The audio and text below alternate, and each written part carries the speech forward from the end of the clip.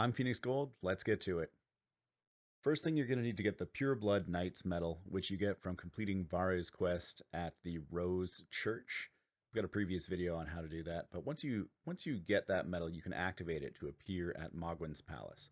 From Mogwhyn's Palace, where you first arrive, you're just going to ride your horse right through all of the enemies, avoid everything. Some giant skeletons are going to spawn, don't touch things. Most of these things will probably try and kill you and do a pretty decent job of it.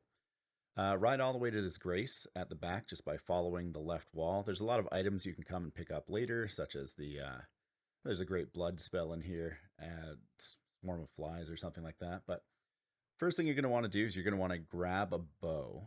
And once you've got your bow, you're going to want to shoot one of the birds on the way here. So just showing the location of where you are now.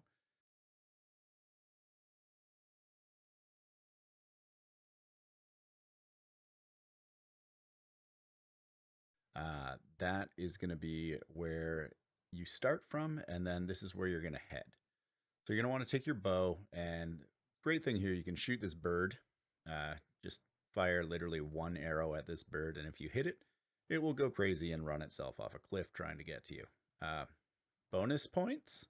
If you watch how many runes you get from this bird, it's quite significant, 11,000 runes for one arrow.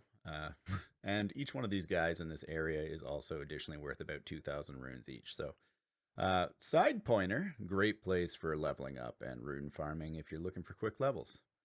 Now, you're going to want to take this little path to the left, which is great because it allows you to skirt 2 of the 3 invasions. A lot of people say that you need to fight all 3 invaders to get this item set for the white mask.